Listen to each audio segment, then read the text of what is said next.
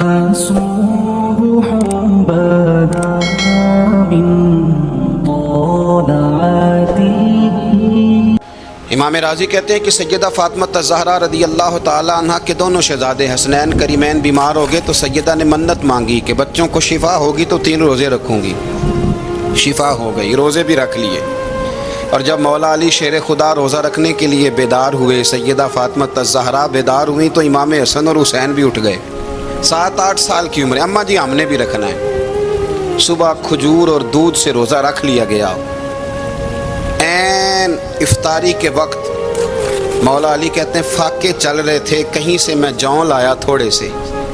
سیدہ فاطمہ الزہرا نے پیس کر روٹیاں پکائیں. وہ وقت جو بڑا مشکل ہوتا ہے افطار کا، کہتے ہیں اس وقت جب کھانے کے لیے بالکل ہاتھ آگے بڑھنے لگے اور امید تھی کہ ابھی سیدنا بلال اللہ اکبر کہیں گے تو روزہ کھلے گا، لیکن ابھی چند ہی منٹ رہتے تھے کہ دروازے پر ایک فقیر نے صدا دی. کہنے لگا سارے مدینے کے دروازے کھٹکھٹا آیا ہوں، قحط ہے، فاقہ ہے. اے رسول اللہ کے خاندان والو، میں یتیم ہوں. کسی نے بتایا ہے کہ اور کوئی دروازہ کھلے نہ کھلے، سیدہ کا دروازہ تیرے لیے ضرور کھلے گا. کیا یتیم کو روٹی ملے گی؟ تو حضرت مولا علی نے بچوں کی طرف دیکھا ہی تھا کہ امام حسن ساری روٹیاں جا کے دروازے پہ دے آئے. کھجور اور پانی سے افطار ہو گیا. صبح پھر کھجور اور دودھ سے روزہ رکھا. امام راضی کہتے ہیں این وہ وقت جب افطار کا ٹائم آیا تو پھر دروازے پہ کسی نے صدا دی. کہا رسول اللہ کے خاندان والوں میں مسکین ہوں، رات سے روٹی کھائی ہے، نہ صبح کھا سکا نہ دوپہر. کسی نے بتایا ہے کہ اس دروازے سے خالی کوئی نہیں جاتا.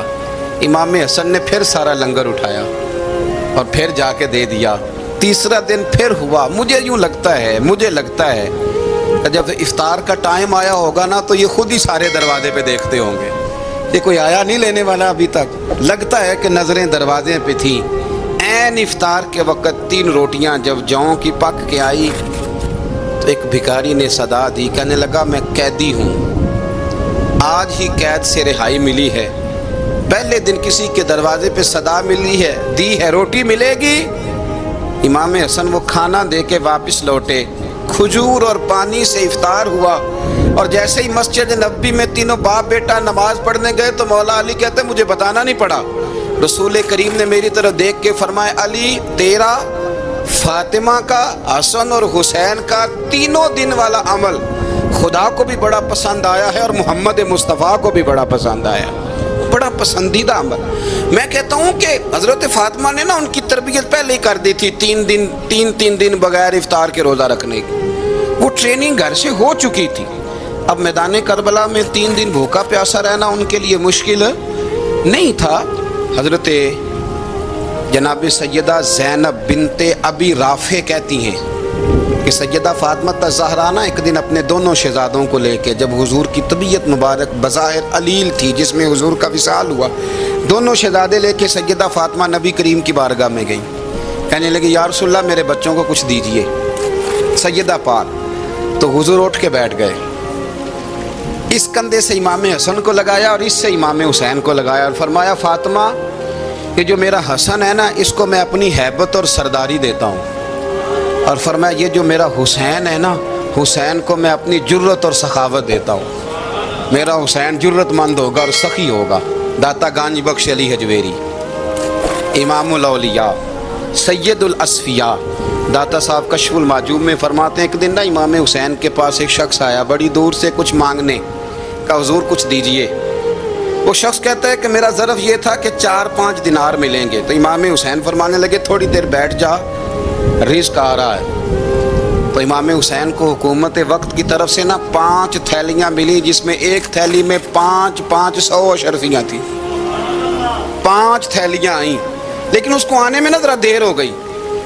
وہ 5 تھیلیاں جب آئی نا تو امام حسین اس کی طرف 5 تھیلیاں بڑھا کے نا ذرا دیکھنا میری طرف غور سے، 5 تھیلیاں بڑھا کے نا تو فرمانے لگے میاں جتنا تجھے انتظار کرایا نا اتنی ہم تیری حاجت پوری نہیں کر سکے.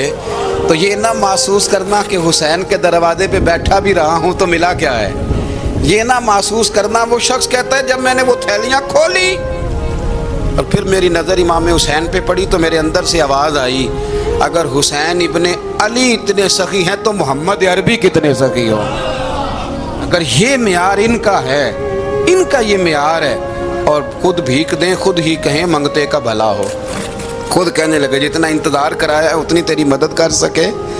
یہ سخاوت کا معیار تھا، یہ طریقہ تھا۔ ایک دفعہ سیدنا امام حسین رضی اللہ تعالیٰ عنہ کے گھر کے اندر 5000 دینار آئے۔ مسجد میں تھے، آپ کو 5000 دینار ملے تو امام زین العابدین کہتے ہیں کہ مسجد سے لے کر گھر آنے تک امام حسین نے 5000 اللہ کے رستے میں خیرات کر دی۔ فرماتے میں نے کہا ابا جی 5 دینار کی گھر میں ضرورت تھی، مالاں والے سخی نہیں ہوندے تے سخیاں کل مال نہیں ہوندا، ایتھے اوتھے دوویں جہانی سخی کنگال نہیں ہوندا۔ کہا ابا جی 5 دینار کی گھر میں ضرورت تھی، تو کہتے ہیں مجھے فرمانے لگے بیٹا یہ جن کو میں نے دیا ہے نا یہ گھر کے لیے ہی دیا ہے، یہ گھر کے لیے ہی دیا ہے، جن کو دیا ہے تمہارا کیا خیال ہے یہ باہر خرچ ہوا ہے؟ یہ گھر کے لیے ہی ہے۔ اس لیے کہ جب انسان دوسروں پر شفقت کرتا ہے تو اللہ اس کے گھر پہ رحمت فرماتا ہے۔ امام حسین کے مزاج میں پہلی بات میں نے ذوق عبادت کی عرض کی، دوسری بات عرض کر رہا ہوں کہ صحابہ حضرت اسامہ بن زید بڑے پیارے ہیں میرے نبی کریم کے، بڑے پیارے۔ حضرت اسامہ بن زید کے بارے میں سیدہ عائشہ صدیقہ فرماتی ہیں ان کے ناک سے اگر ریٹھ نکلتی تھی تو اللہ کے رسول اپنے دستے مبارک سے صاف کر دیتے تھے، اور سرکار فرماتے تھے کہ اگر اسامہ لڑکی ہوتا نا، ان کے غلام کے بیٹے تھے حضرت زید بن عمرو، اگر یہ لڑکی ہوتا میں اسے زیور پہناتا۔ بڑے پیارے تھے، لیکن جب ان کا آخری وقت آیا نا تو 60,000 دینار کا قرضہ تھا۔ رشتہ داروں سے کہا، دوستوں سے کہا، یاروں سے کہا، پر قرض ادا نہیں ہو رہا تھا۔ حضرت اسامہ بن زید کہتے ہیں بڑا پریشان تھا۔ جب حد ہو گئی نا تو حضرت اسامہ بن زید فرمانے لگے جاؤ کوئی حسین ابن علی کو خبر کرو، ان سے کہو میں نا غلام ہوں آپ کے نانا کا، مقروض دنیا سے چلا گیا تو کیا بنے گا۔ امام حسین کو خبر ملی تو دوڑے آئے۔ لاجپال اس پیر کو نہیں کہتے جو تگڑا نذرانہ لے کے تو ماتھا چوم لے، لاجپال تو اس کو کہتے ہیں کہ جب ضرورت پڑے تو وہ سر پہ موجود ہو۔ حضرت سیدنا امام حسین تشریف لائے تو جناب اسامہ بن زید رو پڑے، کہنے لگے حضور میں نے نا غلامی کی ہے آپ کے نانا کی، اور اس غلامی پہ ناز ہے، اب 60,000 دینار کا قرضہ لے کے دنیا سے جاؤں گا تو میری قبر پہ بوجھ رہے گا۔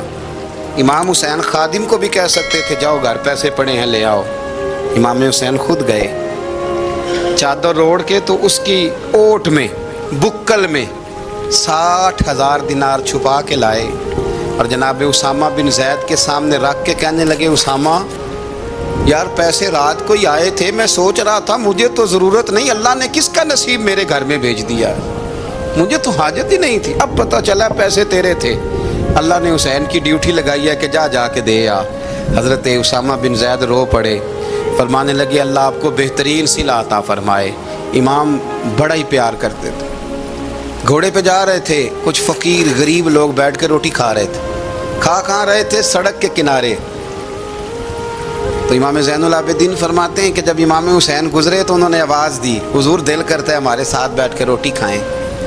کائنات کے مالک و مختار کے نواسے اور دنیا کے سب سے بڑے شہزادے گھوڑے سے اترے اور غریبوں کے ساتھ سڑک پہ بیٹھ گئے، روٹی کھانے لگے اور دیر تک کھاتے رہے، اور جب فارغ ہو گئے تو فرمانے لگے کھانے کی ضرورت بھی نہیں تھی، حاجت بھی نہیں تھی، پر تم نے آواز دی تو دل رکھنے کو بیٹھ گیا تھا، اگر اجازت دے تو چلا جاؤں۔ یہ مزاج تھا، یہ طبیعت تھی۔ آپ کے ایک بھائی ہیں چھوٹے، حضرت محمد بن حنفیہ نام ہے، حضرت مولا علی شیر خدا رضی اللہ تعالیٰ عنہ کی دوسری بیوی سے۔ ایک دن حضرت امام حسین ان کے گھر میں بیٹھے تھے تو کسی بات میں نا اختلاف رائے ہو گیا، تو امام علی مقام ناراض ہو گئے، فرمایا آج کے بعد تیرے گھر نہیں آؤں گا، رومال اٹھایا چلے گئے۔ لوگوں نے حضرت محمد بن حنفیہ رضی اللہ تعالیٰ عنہ سے کہا حسین تو ناراض ہو گئے، کبھی نہیں آئیں گے۔ آپ فرمانے لگے بھائی تمہارا ہے کہ میرا؟ جی بھائی تو آپ کے ہیں۔ فرمایا اگر کہو تو چند منٹوں میں حسین واپس آئے۔ جناب ناراضگی ہو گئی ہے۔ فرمایا ناراضگی ہوئی ہے پر میں اس کے دل کی نرمی کو تو جانتا ہوں نا، اس کے مزاج کے اندر جو محبت ہے اس سے تو ابھی آئے کہ جناب وہ کیسے؟ فرمانے لگے دیکھنا ذرا۔ تو امام حسین نے خط لکھا، حضرت محمد بن حنفیہ نے رکا لکھا، کہنے لگے حسین میرے باپ کا نام بھی علی ہے اور آپ کے باپ کا نام بھی علی ہے، پر ایک فضیلت ایسی ہے جس میں میں آپ کا مقابلہ نہیں کر سکتا، وہ یہ ہے کہ آپ سیدہ فاطمہ الزہرا کے لال ہیں، اب محمد مصطفیٰ علیہ السلام کے نواسے ہیں۔ کہنے لگے بھائی جان آپ نے نانا جان کی وہ حدیث تو سنی ہوگی کہ دو لوگ ناراض ہو جائیں تو جو صلح پہلے کرے جنت میں پہلے جائے گا۔ فرمانے لگے دل میرا کر رہا تھا کہ پہلے صلح کر لوں، لیکن پھر بڑے بھائی کو پشت کروں گا جنت میں جاتے ہوئے، یہ بھی تو بے ادبی ہے نا۔ اب خط میں نے لکھ دیا ہے، آپ کا جو ارادہ ہو۔ امام حسین نے خط پڑھا تو آنکھوں میں آنسو آ گئے، پھر سے رومال اٹھایا، بچے پوچھنے لگے کہاں جا رہے ہیں؟ کہا بھائی کے گھر جا رہا ہوں۔ کہا آپ تو ناراض تھے؟ فرمایا تھا ناراض پر ہے تو میرا بھائی نا، ہو گئی بات ختم۔ بڑی دل میں نرمی، طبیعت میں سوز، لہجے میں گداز۔ حضرت امیر معاویہ رضی اللہ تعالیٰ عنہ نے ایک شخص کو بھیجا مدینہ منورہ شام سے، تو اس نے کہا میں نے امام حسین سے ملنا ہے، تعارف کیا ہے؟ جناب امیر معاویہ فرمانے لگے مسجد نبوی میں جانا جس کے گرد لوگ سب سے زیادہ ادب سے بیٹھے ہوں اور جس کی باتیں سب سے زیادہ میٹھی ہوں اور جس کی نظریں سب سے زیادہ جھکی ہوں اور جس کے چہرے پر تمہیں سب سے زیادہ وقار نظر آئے وہی علی کے بیٹے حسین ہوں گے۔ جو سب سے زیادہ تمہیں وہاں ماحول کے اندر جو شخص نظر آئے پوچھنے کی ضرورت نہیں پڑے گی۔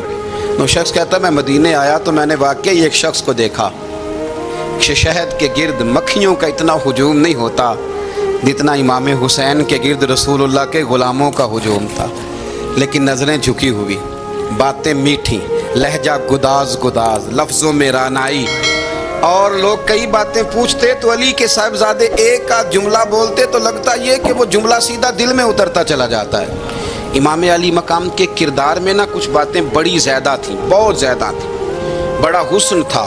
ایک بات تو یہ تھی امام حسین رضی اللہ تعالیٰ عنہ کا علم و فضل بڑا کمال کا تھا۔ ایک دفعہ صحابہ میں مسئلہ بن گیا کہ بچہ پیدا ہوتا ہے تو اس کا وظیفہ کیسے لگانا ہے۔ امام حسین کا علم و فضل بتا رہا ہوں، علم و فضل، تو بات بڑی پیچیدہ ہو گئی۔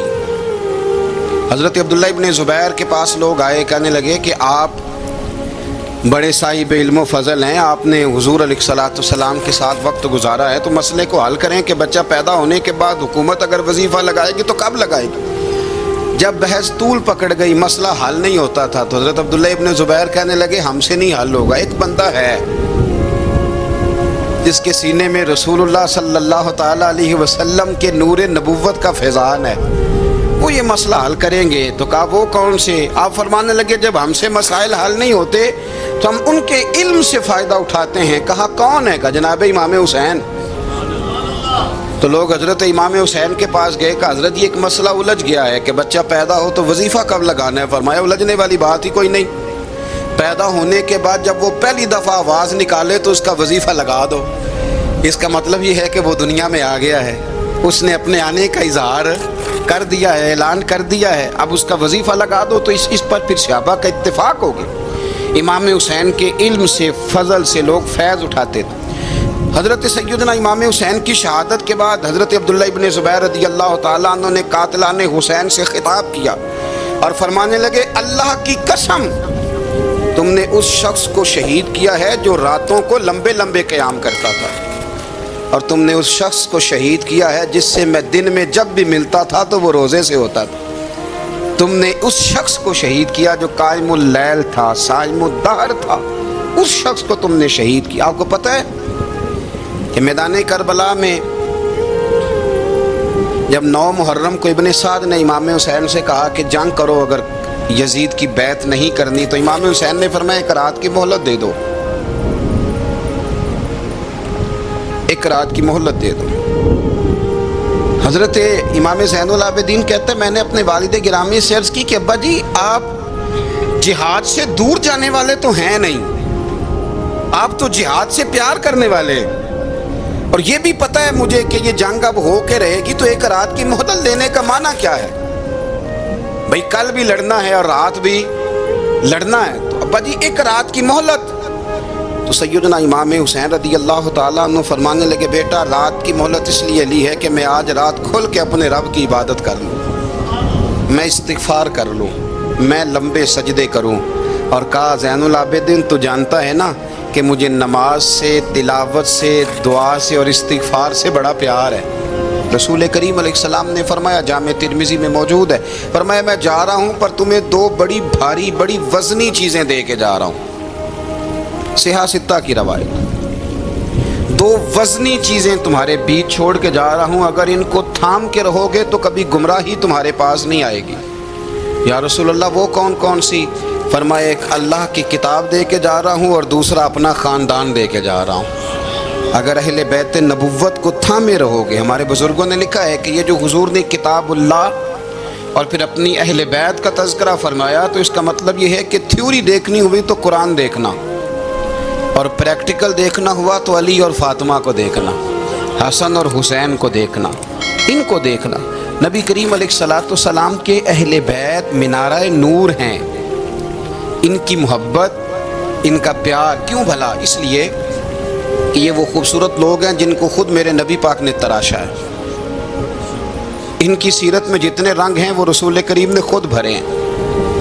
ان کی ایک ایک بات کا خیال نبی پاک نے رکھا ہے، حضور نے از خود انہیں اپنی صحبت عطا کی ہے۔ زیادہ دور نہیں تھا سیدہ فاطمہ کا گھر، مسجد نبوی کے ساتھ تھا، اللہ کے رسول دن میں 2 دفعہ جایا کرتے تھے۔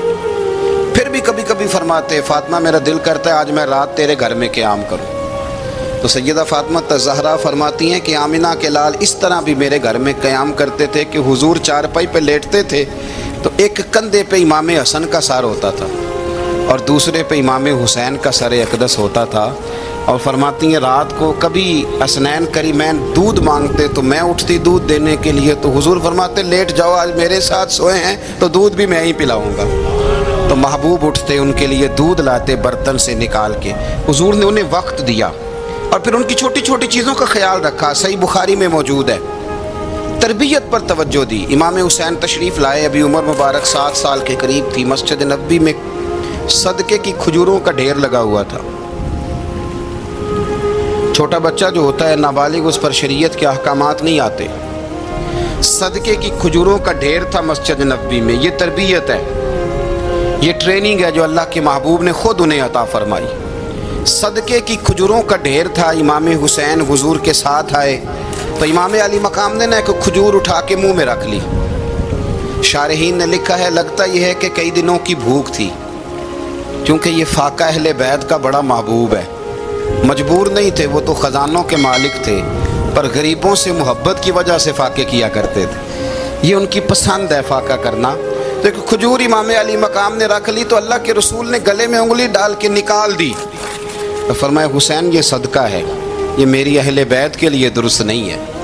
حضور نے خود تربیت کی، اور پھر سیدہ فاطمہ الزہرا نے اپنے بچوں کو تراشا، ان پر محنت کی۔ میں اکثر گزارش کرتا ہوں دوستوں سے، میں کہتا ہوں کربلا کا واقعہ کوئی حادثاتی نہیں ہے، اس کے پیچھے پوری ایک لاجک ہے، اس کے پیچھے پورا ایک فلسفہ ہے۔ ایسے ہی کوئی آدمی 3 دن بھوکا پیاسا رہ سکتا ہے؟ کسی آدمی کو صبح اس نے کھانا کھایا اور شام تک کھانا نہ ملے تو ٹانگیں کانپتی ہیں۔ رمضان المبارک میں عبادت کی نیت سے روزہ رکھنے والے بھی شام کو بڑے پریشان ہو جاتے، اور مسلسل 3 دن کھانا نہ کھایا جائے اور پانی نہ پیا جائے، اور حال یہ ہے کہ وہی آدمی تلوار لے کے میدان میں نکلے اور اس کی حالت یہ ہو کہ لوگ اس کے آگے دوڑنا شروع کر دیں، ہزاروں کی فوجیں تاب نہ لا سکے۔ علی کا گھر بھی وہ گھر ہے کہ جس گھر کا ہر ایک بچہ جسے دیکھو وہی شیر خدا معلوم ہوتا ہے۔ یہ کوئی آسان ہے؟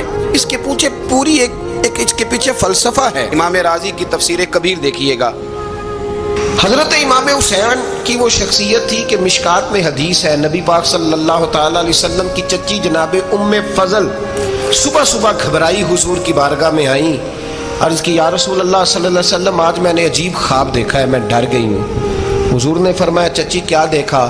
عرض کی حضور میں نے دیکھا ہے کہ آپ کے وجود کا گوشت کا ایک ٹکڑا کٹ کے میری جھولی میں آ گیا ہے۔ حضور یہ کیا ہے؟ تو محبوب خواب سن کے مسکرائے، فرمایا چچی یہ پریشانی والا خواب نہیں، یہ تو خوشی والا خواب ہے، اللہ فاطمہ کو بیٹا عطا کرے گا اور وہ تیری گود میں کھیلا کرے گا۔ چونکہ وہ میرے وجود کا ٹکڑا ہوگا لہذا خواب تجھے یہ آئی ہے۔ تو امام حسین پیدا ہوئے، امام حسن کی عمر ابھی 11 مہینے تھی، تو نبی پاک نے امام حسین کو جناب ام فضل اپنی چچی کی گود میں دے دیا کہ فاطمہ کے لیے دونوں بچے سنبھالنا مشکل ہوگا۔ وہ خواب اس طرح پوری ہوئی۔ امام حسین سے حضور نے بڑا پیار کیا، بڑی محبت فرمائی نبی پاک سے۔ کچھ حدیثیں میں نے جمعے میں عرض کی تھیں، حضرت ابو ہریرہ رضی اللہ تعالیٰ عنہ کہتے ہیں یہ واحد بچہ تھا حضور کے گھرانے کا کہ میں نے دیکھا کہ نبی پاک صلی اللہ علیہ وسلم بیٹھے تھے تو یہ حضور سے کہہ رہے ہیں، نبی پاک سے کہ نانا جی اٹھ کے کھڑے ہو۔ کہتے ہیں حضور کھڑے ہو گئے تو کہنے لگے میں نے آپ کے برابر جانا ہے۔ بچے جو مرضی ضد کر لیتے ہیں نا، قد چھوٹا تھا، عمر 7.5 سال تھی، کہنے لگے نانا میں نے برابر جانا ہے۔ تو نبی پاک صلی اللہ علیہ وسلم نے ہاتھ پکڑ لیے، فرمایا چل پھر ہو جا برابر۔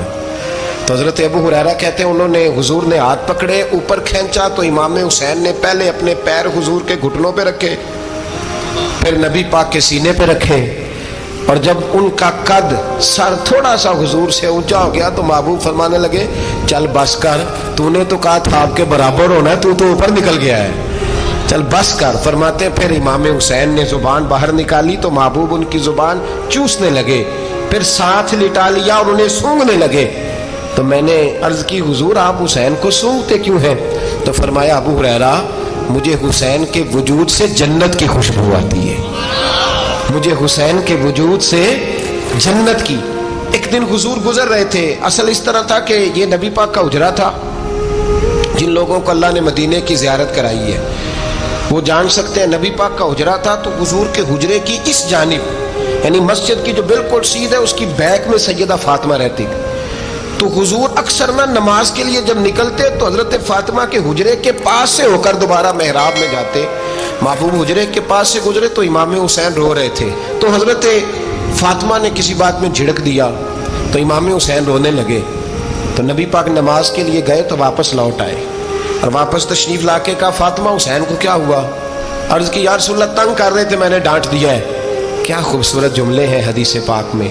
سرکار نے فرمایا فاطمہ اس کو حسین کو نہ رونے نہ دیا کر، یہ جب روتا ہے نا تو میرے دل کو تکلیف ہوتی ہے۔ تو بی بی صاحبہ کہتی ہیں یہ حکم آیا نبی پاک کا میرے نا، پھر میں نے ڈانٹنا چھوڑ دیا۔ یہ ان کے فضائل تھے کم، ان کی تربیت خود نبی پاک نے فرمائی۔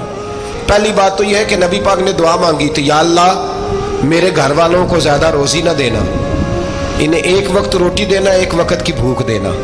یہ جو 10 دن کربلا میں انہیں ٹینشن نہیں نہ ہوئی، انہیں عادت تھی فاقہ کرنے کی، انہیں 3 دن وصلی روزے رکھنے کی عادت تھی، پہلی بات۔ دوسرا یہ کہ جہاد کی تربیت حضور خود کراتے۔ حضرت فاطمہ زہرا کہتی میں پردے کے پیچھے دیکھ رہی تھی، نبی پاک نے امام حسن اور حسین سے فرمایا چلو میرے سامنے کشتی لڑو۔ تو دونوں حضرات آپس میں جب کشتی لڑنے لگے تو نبی پاک نا امام حسن کو کہتے ہیں حسن حسین کو ٹانگوں سے پکڑو، حسن حسین کو پیچھے سے پکڑو۔ جب نبی پاک بار بار امام حسن کو بتا رہے تھے تو سیدہ پیچھے سے بول پڑی، کہنے لگی یا رسول اللہ آپ چھوٹے کو بتائے آپ بڑے کو بتا رہے ہیں، بڑا تو پہلے 11 مہینے بڑا ہے تو آپ چھوٹے کو بتائے بڑے کو بتا رہے۔ تو فرمایا فاطمہ تو چپ کرنا، جو میں دیکھ رہا ہوں تو نہیں نہ دیکھ رہی، ایک کو میں بتا رہا ہوں دوسرے کو جبریل امین بتا رہے ہیں۔ لیکن اس کے ساتھ ساتھ امام حسین رضی اللہ تعالیٰ عنہ کا جذبہ جہاد، امام حسین کی استقامت، آج لوگ ادھر ہوتے ہیں جس طرف ہوا کا رخ ہوتا ہے۔ آج لوگوں کی سوچوں کا زاویہ یہ ہے کہ جدھر رش زیادہ ہوگا ہم بھی ادھر جائیں گے۔ ہم یہ نہیں دیکھتے حق کس طرف ہے، ہم یہ دیکھتے ہیں رش کس طرف ہے۔ امام حسین رضی اللہ تعالیٰ عنہ نے رش نہیں دیکھا، حق دیکھا۔ امام حسین رضی اللہ تعالیٰ عنہ استقامت کے وہ پہاڑ ہیں، معمولی آدمی نہیں تھے۔ فرزق شاعر کہتا ہے کہ میں نے امام حسین سے کہا تھا، میں نے کہا لوگوں کی تلواریں یزید کے ساتھ ہیں پر دل آپ کے ساتھ ہیں، دل آپ کے ساتھ ہیں۔ امام حسین رضی اللہ تعالیٰ عنہ نے زمانے کے حالات نہیں دیکھے، حق اور سچ دیکھا۔ جتنی چیزیں انسان کو کمزور کر سکتی ہیں وہ ساری امام حسین پہ طاری کی گئیں، جتنی چیزیں۔ وطن چھوڑنا کتنا کو مشکل ہوتا ہے، شالا پردیسی کوئی بھی نہ تھی وے تے ککھ جنا تو پارے۔ حضرت سلطان باؤ فرماتے ہیں بچو پردیسی ہونا کوئی آسان ہے؟ جس آدمی کا کسی چھوٹے سے گاؤں میں بھی مکان ہو چھوڑنا پڑ جائے تو روٹا ہے، تو مجھے بتاؤ جس نے اپنا سارا بچپن مدینے میں گزارا ہو، آج جو ایک ہفتہ مدینے رہ کے آتے ہیں ان سے واپس نکلنا مشکل ہوتا ہے، لیکن امام حسین حق کا رستہ تھا، وطن کی قربانی دی، اور معمولی وطن نہیں، مدینے جیسا وطن۔ اور جب کھڑے تھے نا امام حسین رضی اللہ تعالیٰ عنہ رجب میں نکل رہے تھے مدینے سے، تو کوئی شاعر کہتا ہے دور کھڑے ہو کے انہوں نے گویا کہا تھا، آقا تیرے کرم کے خزینے کی خیر ہو، میں جا رہا ہوں تیرے مدینے کی خیر ہو۔ امام حسین نے وطن چھوڑا، کوئی لغزش نہیں پیروں میں، کوئی نہیں، شہزادوں والی زندگی تھی، مسجد نبوی کے امام تھے، نبی کریم علیہ السلام کے روضہ اطہر پر تشریف رکھتے تھے، زمانہ حیا کرتا، شان و شوکت تھی، پر حق کے لیے چھوڑا، نکل کر خانقاہوں سے ادا کر رسم شبیری۔ اور پھر بڑا مشکل ہوتا ہے،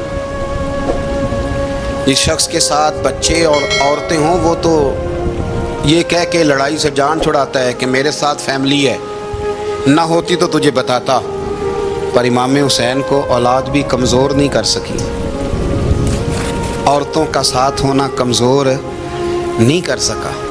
پھر امام علی بھوک کتنا مشکل کام ہے، آج لوگ کہہ نہیں دیتے کہ میں تو اس لیے گناہ کرتا ہوں کہ رشوت اس لیے لے لیتا ہوں کہ بچے چھوٹے ہیں، 10 دنوں کی کم و بیش سفر، 3 دنوں کی بھوک اور پیاس، پر حق کے رستے میں امام حسین کو کوئی چیز کمزور نہیں کر سکی۔ اور پھر وہ جتنی باتیں لوگ کہہ سکتے تھے وہ ساری کہیں گئیں، ساری۔ اور آ کے عرض کرنے لگا حضور یہ کوئی معمولی دشمن نہیں، یہ وہ ظالم ہے جو لاشوں پہ بھی گھوڑے دوڑا دیتے ہیں۔ تو امام علی مقام فرمانے لگے جو شہادت کا جذبہ لے کے نکلے وہ پھر انجام نہیں دیکھا کرتا، وہ انجام، وہ جتنی چیزیں جو استقامت کے رستے میں آ سکتی ہیں وہ ساری چیزیں رستے میں آئیں، پر امام علی مقام نے کسی چیز کی پرواہ نہیں کی۔ آج کا مسئلہ یہ ہے کہ آج لوگوں میں استقامت نہیں ہے، رات کو کچھ ہوتے ہیں، سویرے کچھ ہوتے ہیں، دوپہر کو کچھ ہوتے ہیں، شام کو کچھ ہوتے ہیں، ہمارا کل انداز تکلم کچھ اور ہوتا ہے، صبح کچھ اور ہوتا ہے۔ امام علی مقام میدان میں رہے، ایک میت گھر میں ہو جائے تو کئی دنوں تک آنکھ کھلتی نہیں، ہوش رہتا نہیں۔ سب سے زیادہ مصائب امام حسین نے دیکھے، سب سے زیادہ، اور گھوڑے پر بیٹھنے سے پہلے ساری تکلیفیں آپ دیکھ چکے تھے۔ باپ کا جنازہ اٹھانا آسان ہوتا ہے، بیٹے کا جنازہ اٹھانا بڑا مشکل ہوتا ہے، پر امام حسین نے بیٹوں کے جنازے اٹھائے۔ حضرت علی اصغر کی لاش کو امام حسین نے اپنے دست مبارک سے دفن کیا، اور جناب علی اکبر کی میت کو جب آپ اٹھا کے لا رہے تھے تو سیدہ زینب فرماتی ہیں کہ مجھے یوں کبھی لگتا تھا حسین کا قد بڑا ہے اور کبھی لگتا تھا علی اکبر کا قد بڑا ہے، اور فرماتی ہیں کہ پھر حضرت قاسم بن حسن کو بھی وہ اٹھا کے لائے، اور جناب عباس کے وجود سے الگ ہونے والے بازو انہوں نے لا کے حضرت عباس کے وجود کے ساتھ بھی رکھے۔ انہوں نے یہ سارا منظر دیکھا، لیکن جب حسین ابن علی اپنی دفعہ گھوڑے پہ سوار ہوئے تو لگتا یہ تھا کہ ان سے زیادہ بہادر کوئی نہیں۔ ایک جملہ بھی یزیدی فوج کے سامنے امام حسین نے کمزور نہیں کہا، ایک جملہ بھی، ایک فکرہ بھی کچا نہیں بولا، کہیں بھی کوئی منت نہیں کی، کسی جگہ بھی ان کے پائے استقلال میں کوئی لغزش نہیں آئی۔ جب لوگوں کو پتہ چل جائے کہ اب سامنے موت ہی موت ہے، سوائے اس کے چارہ کچھ بھی نہیں، تو بہت سا جو رخصت اور اجازت تو دین بھی دیتا ہے، پر امام حسین کسی جگہ کسی رخصت پر عمل کرتے نظر نہیں آتے، ڈٹ کے بات کی، ڈٹ کے۔ اور پھر جب میدان میں نکلے، اللہ اکبر، تو ابن سعد کہنے لگا کہ اگر 2 کر کے ایک کر کے جاؤ گے تو یہ 45,000 کا لشکر سارا حسین کاٹ ڈالے گا، یک بارگی حملہ کرو گے تو بات، اتنی استقامت، اتنا۔ آج تو لوگ ڈپریشن کے مریض ہیں، آج تو لوگ ٹینشن کے مریض ہیں، ہر دوسری بات میں لوگ کہتے ہیں وہ بڑا، پر کس بات سے؟ مطلب کیا آپ نے زندگی میں صرف جاب نہیں مل رہی، صرف بیماری آ گئی، صرف خرچہ نہیں گھر میں بڑا، کس بات کا ڈپریشن؟ امام حسین کی زندگی بتلاتی ہے کہ وہ لوگ بھی کوئی دنیا میں کمال حاصل کر سکتے ہیں جو چھوٹی چھوٹی بات پہ روتے ہیں، مال بھی ہے، جوانی بھی ہے، گھر بھی ہے، مکان بھی ہے، بچے بھی ہیں، عزت بھی ہے، صرف پیسے نہیں۔ اور انسان ہے کہ آنکھیں نہیں کھل رہی، وہ سمجھتا ہے میں کسی کام کا ہی، فقط پیسے نہیں بس۔ او خدا کے بندو، امام علی مقام نے فرمایا سارا کچھ لٹا کے بھی جو میدان میں کھڑا رہے اسے حسین ابن علی کہا جاتا ہے، اسے حسین ابن علی کہا جاتا ہے۔ حسین ابن علی کی شان رفت کوئی کیا جانے، حسن جانے، علی جانے، نبی جانے، خدا جانے، کون جانے امام علی مقام کا معیار۔ تو امام حسین رضی اللہ تعالیٰ عنہ کی زندگی ہمیں بتاتی ہے کہ ذوق والی عبادت کرو۔ امام حسین کی زندگی ہمیں بتاتی ہے کہ جب تم سخاوت کرو تو پھر اپنی حیثیت سے بڑھ کر کرو، اور امام حسین کی زندگی ہمیں بتاتی ہے کہ دل میں کسی کے لیے کوئی بات نہ رکھو، صلح کرنے میں پہل کرو، محبتیں کرنے میں آگے بڑھو۔ اور امام حسین کی زندگی ہمیں بتلاتی ہے کہ جب دنیا میں تم نے کچھ کرنا ہے تو پھر ڈٹنا بھی سیکھو، پھر کھڑے ہونا بھی سیکھو۔ یہ نہ دیکھو کہ حالات، امام حسین نے ایک دن بھی حکومت نہیں کی، یزید نے 4.5 سال کی، لیکن قیامت تک دلوں پہ حکومت امام حسین کی رہے گی، امام حسین کی رہے گی، اس لیے کہ ان میں استقامت تھی۔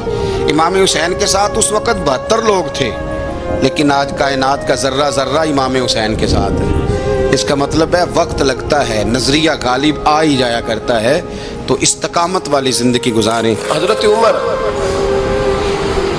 جب نعرہ لگاتے نا تو کیسر و کسرا کانپتے، سفیر آتے روم کے ملنے کے لیے تو کہتے جاؤ عمر نفل پڑھ رہے ہیں، ٹائم کوئی نہیں۔ ایک دن اندر میٹنگ ہو رہی تھی، حضرت عمر میٹنگ میں بیٹھے تھے، آپ کے بیٹے ملنے آئے عبداللہ ابن عمر، ابا جی اندر آ جاؤ، فرمایا دروازے پہ کھڑا ہو، میں ضروری بات کر رہا ہوں، اندر نہ آنا۔ جناب عبداللہ ابن عمر کہتے ہیں میں دروازے پہ کھڑا ہو گیا، تھوڑی دیر گزری تو امام حسین بھی آ گئے۔ ایک حدیث میں، ایک روایت میں امام حسن کا لفظ بھی ہے، امام حسین آئے، آ کے عبداللہ ابن عمر سے کہنے لگے عمر فاروق اندر ہے؟ تو کہا وہ اندر تو ہے۔ تو کہا آپ کیوں دروازے پہ کھڑے ہیں؟ کہنے لگے ابا جی نے کہا ہے یہاں انتظار کرو، میں کوئی ضروری بات کر رہا ہوں، لیکن شہزادے میرے لیے کہا ہے، میرے لیے آپ جانا چاہیں تو چلیں جائیں۔ امام حسین کہنے لگے امیر المومنین کوئی بات کر رہے ہوں گے، میں ظہر کے وقت مسجد میں مل لوں گا، ظہر کا ٹائم آئے گا نا تو میں مسجد میں مل لوں گا۔ یہ کہہ کے چلے گئے۔ حضرت عمر باہر آئے تو حضرت عبداللہ ابن عمر سے کہا کہ کوئی آیا تو نہیں؟ عرض کی حضور حسین ابن علی آئے، حسین ابن علی۔ تو کہا اندر کیوں نہیں بھیجا؟ کہا میں نے کہا تھا بے شک چلے جائیں، لیکن وہ کہہ رہے تھے کہ میں ظہر کے وقت مسجد میں مل لوں گا۔ تو سیدنا عمر فاروق فرمانے لگے عبداللہ تجھے تیری مار ہوئے، حسین کو کیوں واپس بھیجا؟ پھر عمر دنیا داروں کے سامنے ڈٹنا، کھڑا ہونا عمر پہ ختم ہے، لیکن جو اندر کی بات ہے نا، روح کی، جو عقیدت کی بات ہے، جو وفا کا رشتہ ہے، اس کو کون سمجھے؟ یہ جو روح کی مجبوریاں ہیں، یہ جو وفا کی مجبوریاں ہیں، اسے لوگ کیا سمجھیں؟ انہیں کیا پتا کہ مرشد کے بیٹے کے پیر چومنے میں حسن کیا ہوتا ہے؟ انہیں کیا پتا کہ جب استاد کا بیٹا گھر میں آتا ہے تو دل کرتا ہے مکان بیچ کے اسے دے دیں، اس کے باپ کی نیکیاں بڑی ہیں۔ جناب عمر فاروق دوڑے گئے، امام حسین کے دروازے پہ دستک دی، امام حسین باہر، کہا شہزادے یار ملنے آئے تھے تو بغیر ملے کیوں آ گئے؟ عرض کی کہ آپ مصروف تھے، آپ کے اپنے بیٹے بھی دروازے پہ کھڑے تھے تو میں واپس آ گیا۔ امام حسین کہتے عمر جذبات میں آ گئے، سر سے پگڑی گر گئی، کہنے لگے حسین میرے بیٹے کا اور حسین کا کیا مقابلہ؟ کیا اس کی ماں کا نام فاطمہ الزہرا ہے؟